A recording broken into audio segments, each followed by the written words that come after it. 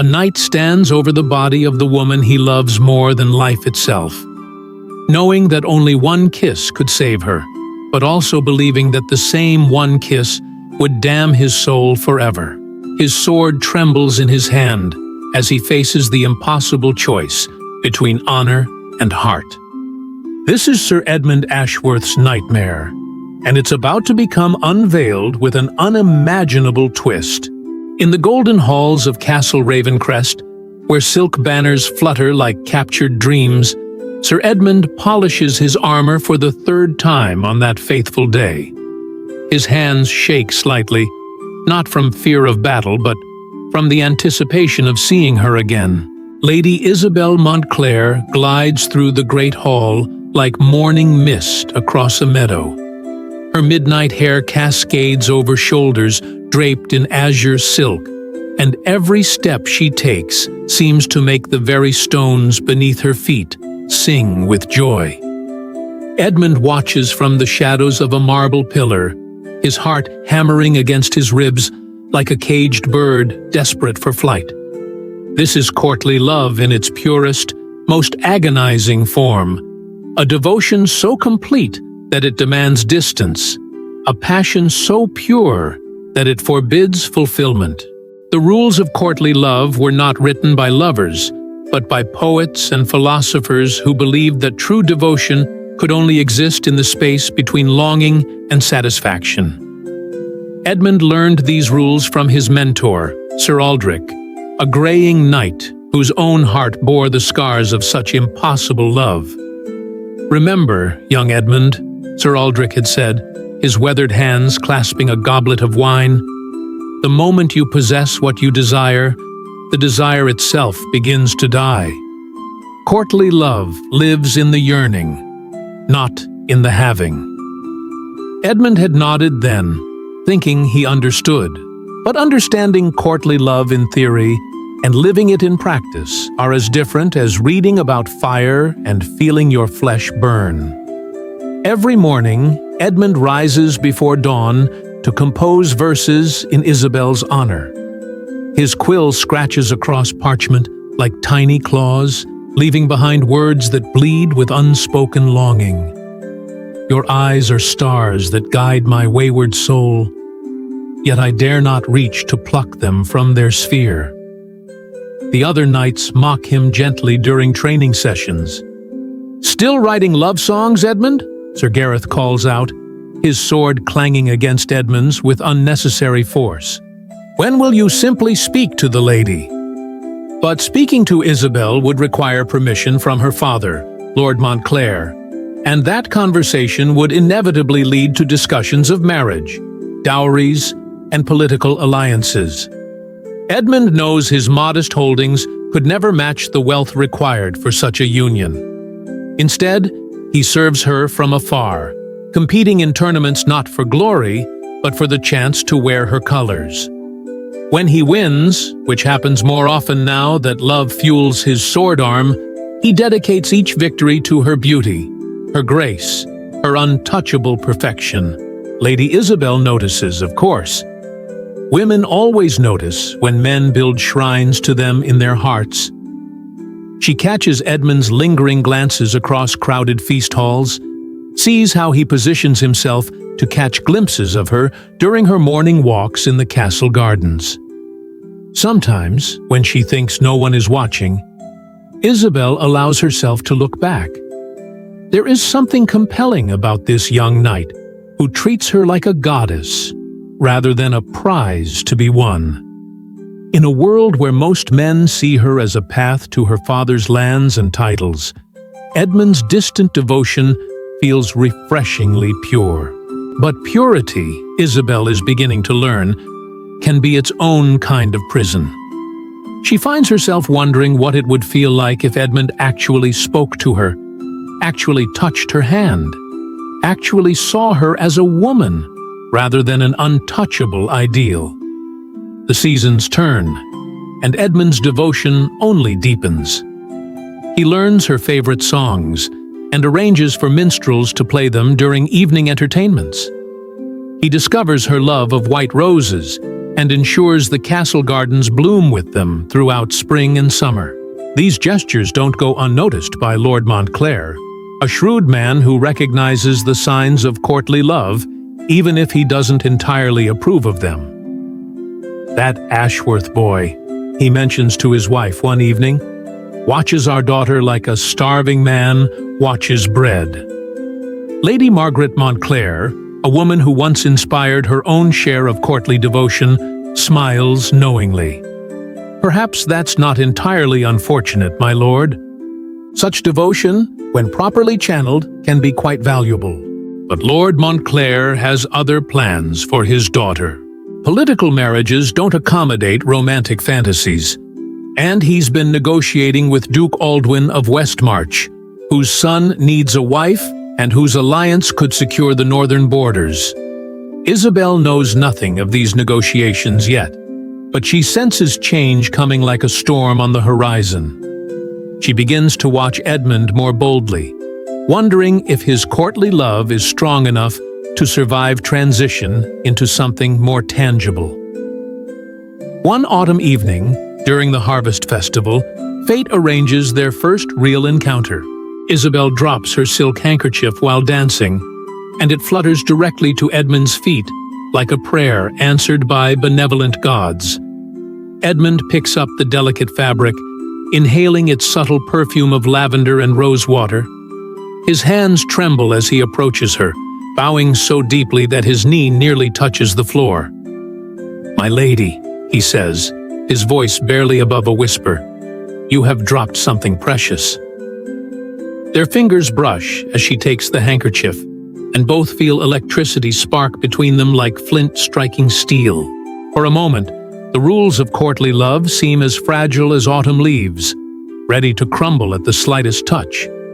But Edmund steps back, bowing again, choosing reverent distance over the warmth of human connection. Isabelle watches him retreat, something like disappointment flickering in her dark eyes. That night, Edmund lies awake staring at the stone ceiling of his chambers, replaying those few seconds of contact until they become holy relics in his memory. He touched her hand. He spoke to her. She smiled at him. Meanwhile, Isabelle sits by her window, touching the handkerchief and wondering why salvation and torture can feel so remarkably similar.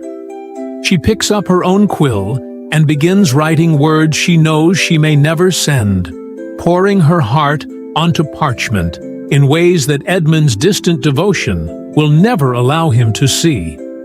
The next morning brings devastating news that will test everything Edmund believes about love, devotion, and the cruel mathematics of the heart.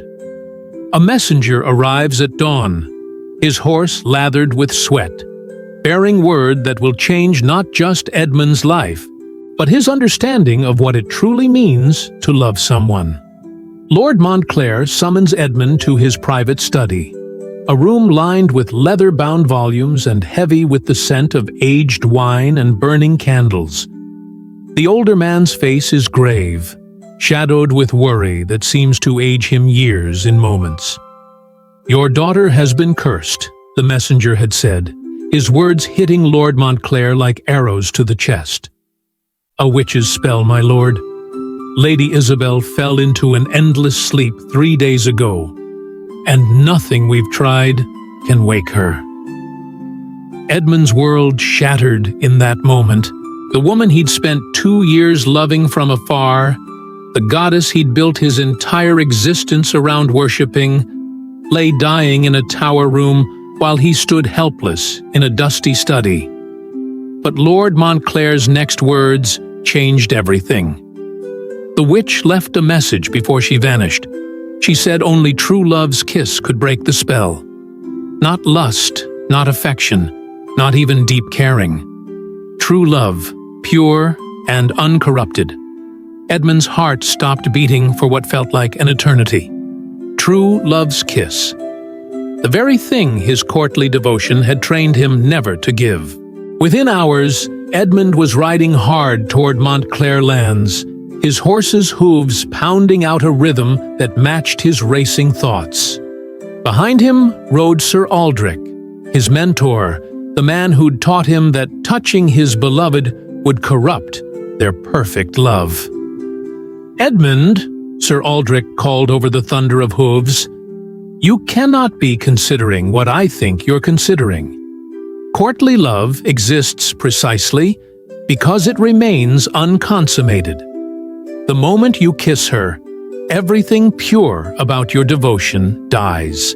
But Edmund spurred his horse faster, dirt flying behind them like fragments of his breaking heart. For 2 years he'd believed that loving Isabelle meant never touching her. Now the universe demanded he choose between his principles and her life. The journey to Montclair lands took 3 brutal days of hard riding, stopping only when their horses threatened to collapse. Edmund barely slept, his mind churning with questions that had no good answers. What if his love wasn't pure enough? What if 2 years of distant devotion had actually corrupted rather than purified his feelings? Sir Aldrich tried multiple times to counsel his student, to prepare him for the impossible choice ahead. The philosophers wrote that courtly love elevates men above their base nature, the old knight explained as they camped beneath cold stars. To touch what you worship is to reduce the divine to the mundane. But Edmund found himself questioning everything he'd been taught. If his love for Isabelle was so pure, why did it feel more like cowardice than devotion? If his worship was so noble, why had he never once asked what she wanted? They reached Castle Montclair as the sun painted the sky the color of dried blood. Edmund's legs nearly buckled when he dismounted, not from the hard ride, but from the weight of what awaited him inside those stone walls. Lady Margaret met them at the castle gates, her face streaked with tears as she had been crying for 3 days straight.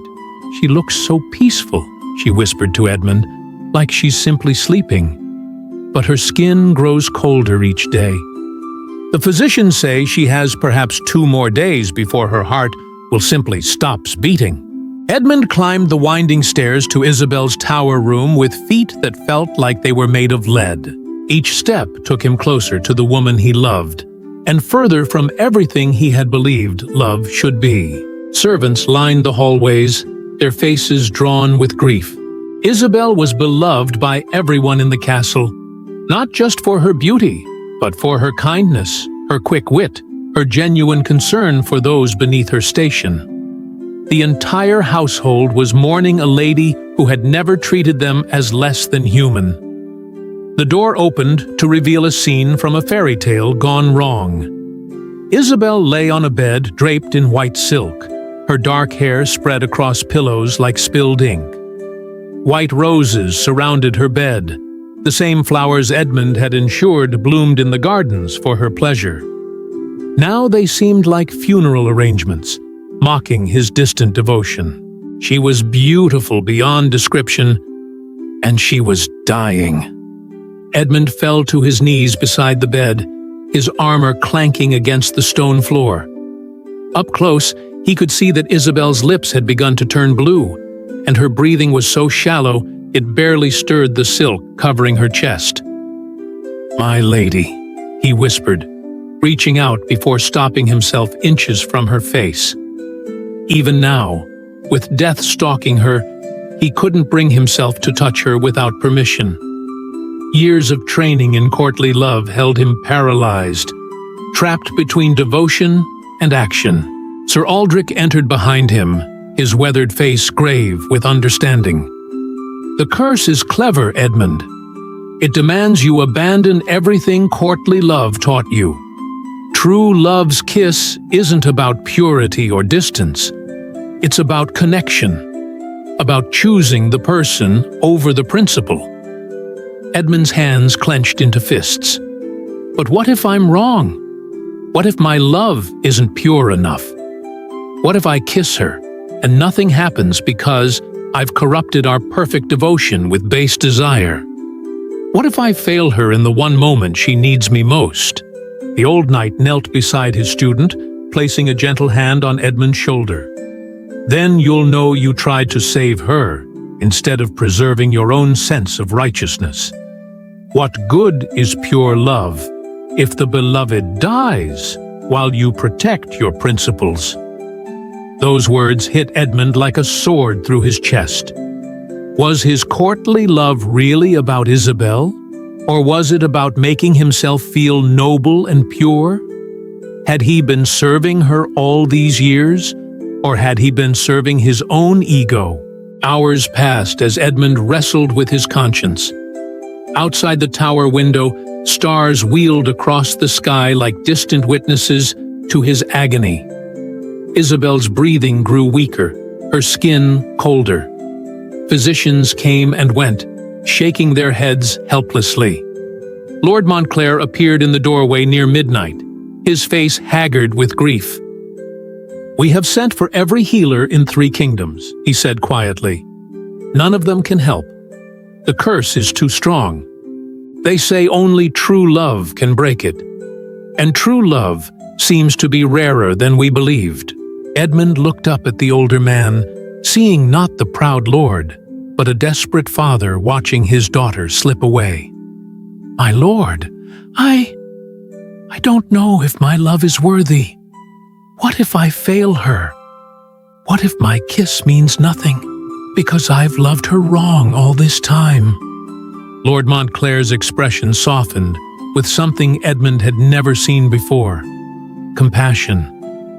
"Son, I have watched you love my daughter for 2 years. I have seen you compete in tournaments just to wear her colors. I have seen you compose verses that make grown men weep. I have also seen you arrange for her favorite flowers to bloom year-round. If your love isn't true, then true love doesn't exist in this world." But even paternal permission could not quiet the voice in Edmund's head that screamed about corruption and impurity. Sir Aldrich had taught him too well. The rules of courtly love were carved into his soul like commandments written in stone, and breaking them felt like breaking himself. As dawn approached, painting the tower walls pale gold, Edmund made a discovery that changed everything. While adjusting Isabelle's blankets with trembling hands, his fingers brushed against something hidden beneath her pillow. A small piece of parchment, folded and sealed with wax, that bore Isabelle's personal mark. He broke the seal with shaking fingers, unfolding paper that felt heavier than iron in his hands. The handwriting was delicate, feminine, unmistakably Isabelle's. And the words written there shattered his world more completely than any curse could. "My dearest knight," it read, "if you are reading this, then the worst has happened, and the witch's curse has claimed me. Know that I have watched you watching me these many months. Know that your distant devotion has been both my greatest joy and my deepest sorrow." Edmund's vision blurred with tears as he continued reading. "I have longed for you to speak to me, to touch my hand, to see me as more than an untouchable ideal placed upon a pedestal. I have wanted to know the man behind the verses, the person beneath the perfect devotion. I have wished, more times than I can count, that you would simply walk up to me and talk to me as an equal, rather than worship me as a goddess." The words cut deeper than any blade. "Your courtly love has been beautiful, Edmund, but it has also been lonely. I would trade 1,000 perfect poems for one imperfect conversation. I would give up being worshipped if it meant being known. If death has claimed me, let it not be said that we never tried to bridge the distance between us. All my love, Isabelle." Edmund's world tilted on its axis. Isabelle had wanted him to break the rules of courtly love. She'd been longing for connection while he'd been preserving distance. She had been waiting for him to see her as a woman, while he had been content to worship her as an ideal. He'd been loving an idea while she'd been loving him. The realization shattered something inside Edmund's chest, but it also freed something that had been caged for far too long. His love wasn't pure because it was distant. His love was incomplete because it was distant. He had been so busy protecting the perfection of his devotion that he'd never stopped to ask if Isabelle wanted to be worshipped or simply wanted to be loved. Sir Aldrich read the letter over Edmund's shoulder, his weathered face creasing into something that might have been sadness mixed with understanding. "It seems, my boy, that I taught you only half the lesson. Courtly love was meant to elevate base desire into something noble. But when love becomes so elevated it can't touch earth, it stops being love at all. It becomes pride wearing love's costume." The old knight's voice cracked with emotion. "I spent 40 years worshipping a lady from afar, believing my distance made my love pure. She married another man, had children, lived an entire life while I preserved my perfect devotion. She died last winter, and at her funeral her daughter told me that my lady had always hoped I would actually speak to her, actually pursue her.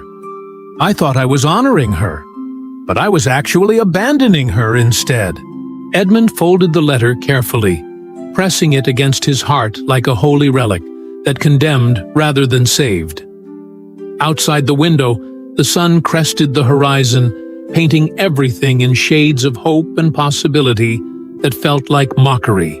But Isabelle's breathing was so faint now that Edmund had to lean close to her lips to feel it at all. Her skin was ice cold, and her heartbeat fluttered like a dying bird. The physicians had given her hours at most, perhaps less. Time was running out, and Edmund finally understood what he had to choose between. Although not between purity and corruption, but between loving an ideal and loving a woman. Not between honor and dishonor, but between the woman he'd imagined Isabelle to be and the woman she actually was. The woman who had wanted him to break the rules all along. The woman who had died without ever knowing if he could love the real her as much as he loved his imagined version.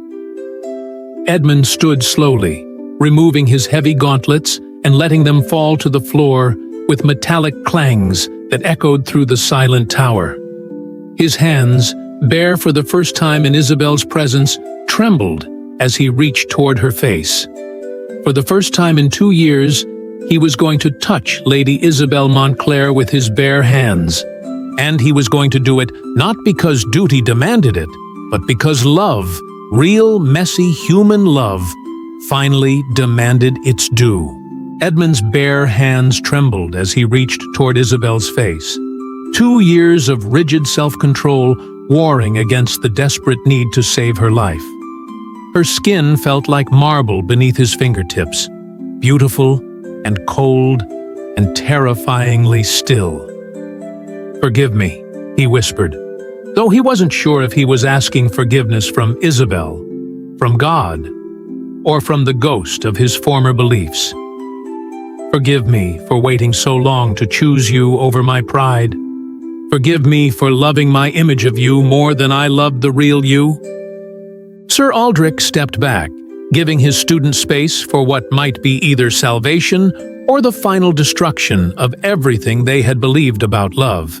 Lord and Lady Montclair held each other in the doorway, afraid to breathe lest they disturb this moment between life and death. Edmund leaned closer, studying Isabelle's face as if seeing it clearly for the first time. Without the distance, he'd always maintained he could see tiny freckles scattered across her nose, like stars could count. Her dark eyelashes could notice the small scar on her chin from a childhood fall she'd mentioned once in conversation with others, while he lurked in the shadows. She wasn't the untouchable goddess he'd worshipped from afar. She was a woman, real and flawed, and infinitely more precious because of it. She had freckles and scars and dreams of connection that he'd been too afraid to fulfill. His lips touched hers, and the world held its breath. Nothing happened. Edmund pulled back, panic clawing at his chest like a living thing. Isabelle remained motionless, her breathing still shallow, her skin still cold as winter stone. The curse had not broken. His love had not been enough. Years of devotion amounted to nothing when it mattered most. "No," he breathed, pressing his forehead against hers. "Please, no. I can't lose you now. Not when I finally understand. Not when I finally know what I should have known all along." Sir Aldrich moved closer, his voice gentle but firm. "Edmund, perhaps the kiss must come from deeper than duty or desperation. Perhaps it must come from the place where love lives, not where fear dwells. You kissed her because you had to, not because you wanted to." Edmund closed eyes that burned with unshed tears. The old knight was right. He'd kissed her because she was dying, because the curse demanded it, because everyone was watching and waiting. But that wasn't what true love's kiss meant. That was still courtly love in disguise, performing devotion rather than living it. True love's kiss couldn't be an obligation or a rescue attempt. It had to be a choice made freely, without fear or duty or the pressure of watching eyes. It had to come from the deepest, truest part of himself. Edmund sat back, really looking at Isabelle for the first time, without the filter of his courtly ideals or the panic of her dying.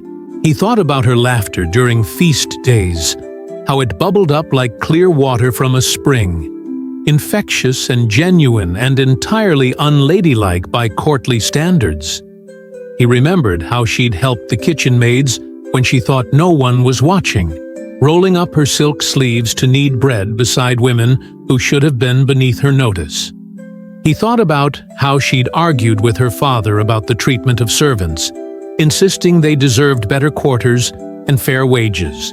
He recalled the time she'd given her own cloak to a beggar child, standing outside the castle gates in winter, then told her father she'd simply lost it, rather than accept praise for her kindness. He thought about how she hummed off-key when she walked in the gardens, how she talked to the horses in the stables, how she'd once laughed so hard at a jester's joke that wine came out her nose.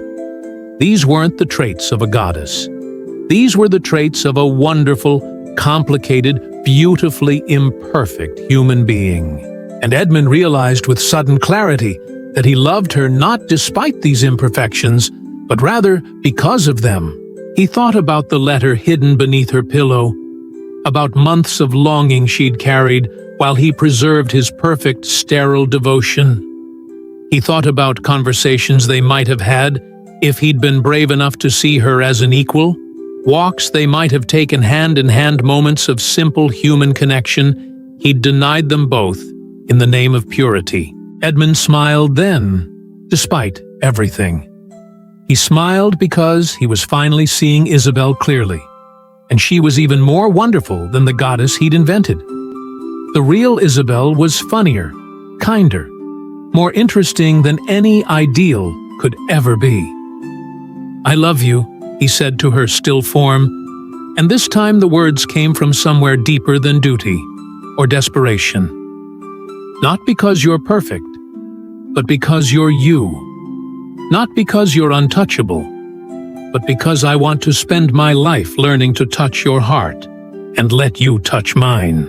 He thought about all the small moments he'd missed by maintaining his distance, all the times he could have made her laugh, could have listened to her thoughts, could have been her friend instead of her distant worshiper. "I love how you snort when you laugh too hard," he continued, speaking words that felt like confession and prayer combined. "I love how you argue with your father, even though it scandalizes the court. I love how you talk to horses like they understand every word. I love that you have a scar on your chin and freckles on your nose and opinions about everything." Edmund's voice broke with emotion. "I love that you wanted me to break the rules, and I was too afraid to try. I love that you wrote me a letter knowing I might never read it, because you wanted me to understand. I love every imperfect, human, beautiful thing about you. And I'm sorry I spent so long loving an ideal instead of loving you." He kissed her again, and this time it was not the desperate kiss of a man trying to save a life, or the dutiful kiss of a knight following orders. It was the gentle kiss of a man greeting the woman he loved, full of tenderness and promise and the simple joy of connection. It was a kiss that said, "I see you," instead of, "I worship you." Warmth flooded back into Isabelle's lips like sunrise spreading across a winter landscape. Color returned to her cheeks in a rush, pink and alive and beautifully human. Her chest rose with a deep, shuddering breath that sounded like someone breaking through water after diving too deep. Her eyes fluttered open, dark and confused and beautifully, miraculously alive. She looked up at Edmund's face hovering above hers, saw tears of relief streaming down his cheeks, saw wonder and love and gratitude painted across his features in ways no courtly mask could hide. "Edmund," she whispered, her voice rusty from 3 days of silence. You're touching me. Your hands are bare." He laughed then, a sound caught between sob and celebration, relief and joy mixing into something that sounded like music. "Yes, my lady, and if you'll permit it, I'd very much like to keep touching you for the rest of our lives." Isabelle's hand rose slowly, shakily, to cup his cheek. Her thumb brushed away his tears, and Edmund leaned into her touch, like a man who'd been starving without knowing it. "I've been waiting so long for you to realize that true devotion isn't about distance, Edmund. It's about choosing to stay close, even when it's difficult, even when it's messy, even when you see all the imperfections." Behind them, Lord and Lady Montclair wept with relief and joy, holding each other as years of worry dissolved in an instant. Sir Aldrich smiled through his own tears, understanding finally dawning in his weathered eyes about all the years he'd wasted in distant devotion. The old knight had spent decades believing that love grew stronger through separation. But watching Edmund and Isabelle now, seeing how they looked at each other with wonder and recognition and simple human connection, he saw the truth he'd missed his entire life. Love didn't grow through distance. Love grew through presence, through choice, through the daily decision to see and accept and cherish another person exactly as they were, freckles and scars and snorting laughs and all. Over the following days, as Isabelle recovered her strength, she and Edmund talked like they'd never been able to before. They walked in the gardens where Edmund had arranged for white roses to bloom, but now they walked together, hands intertwined, sharing thoughts and dreams instead of performing worship from afar. "I used to watch you watching me," Isabelle confessed, as they sat beside a fountain that sparkled in the afternoon sun.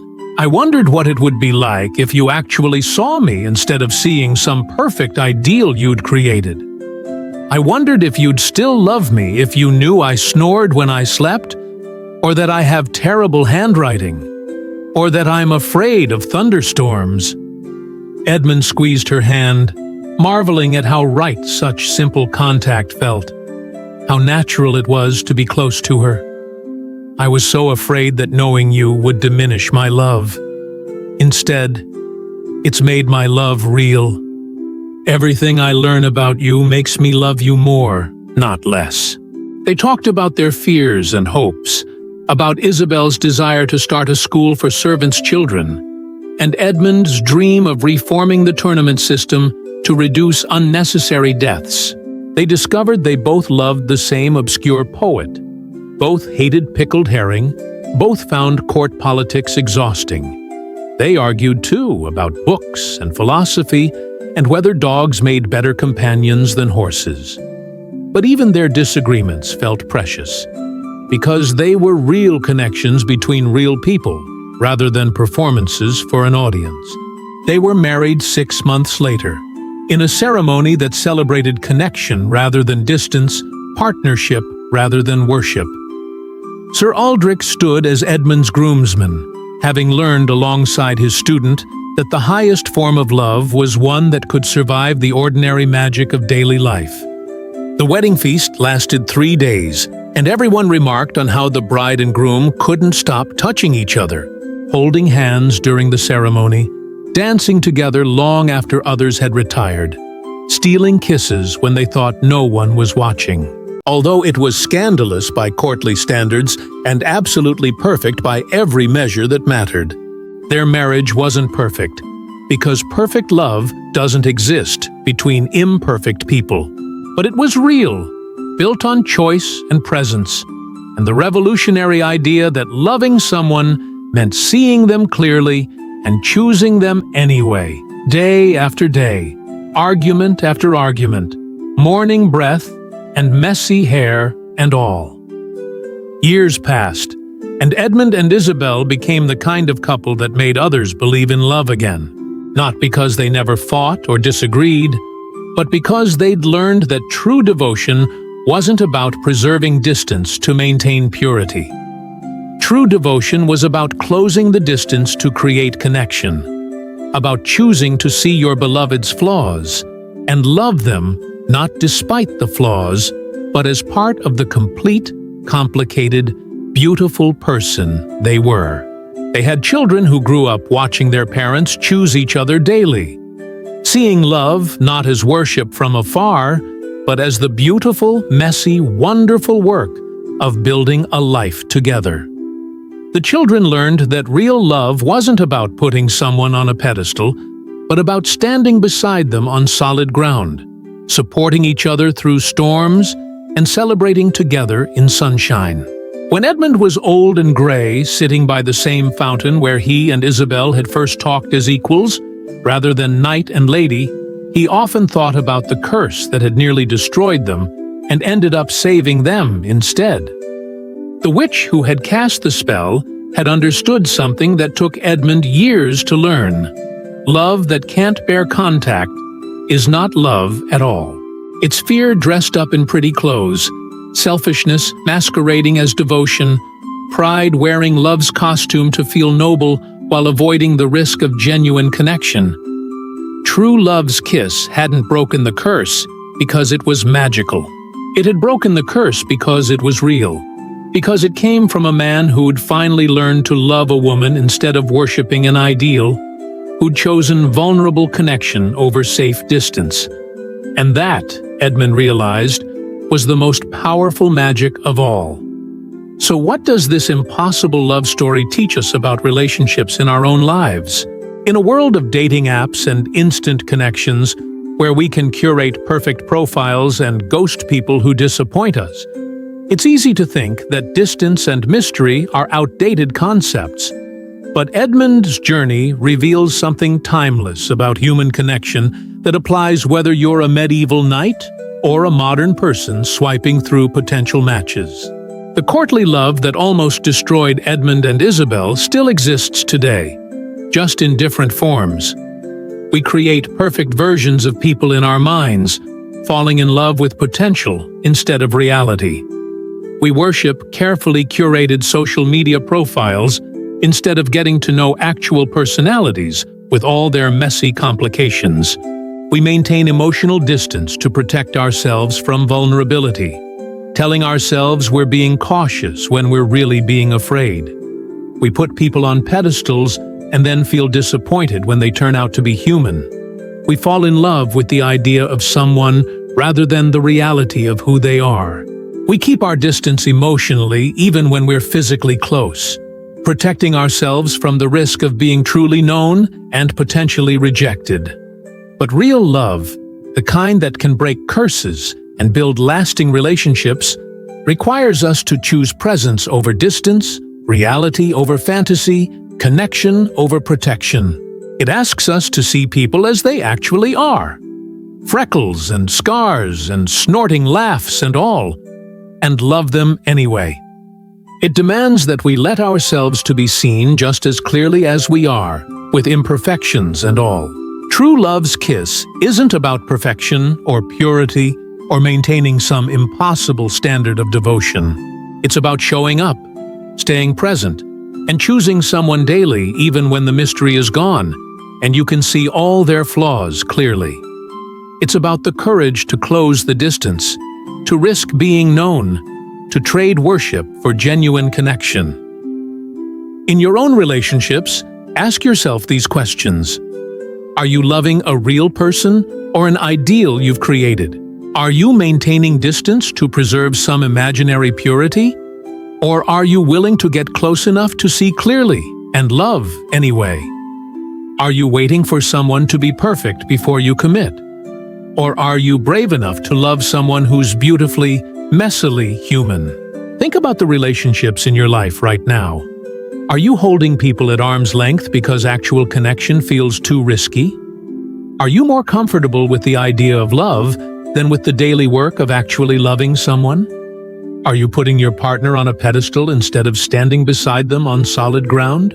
Share this story with someone who needs to hear that real love isn't about worship from afar, but about choosing to stay close, even when it's hard.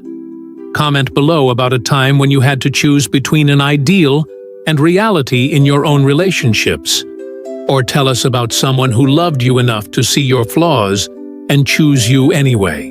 And remember, the most powerful magic in any love story is not the curse or the spell or the dramatic rescue. It's the moment when two people choose to truly see each other and love what they find. It's the daily choice to close the distance instead of preserving it. It's the courage to be known and to know another person completely. That's the real magic, and it's available to every single one of us if we're brave enough to reach for it.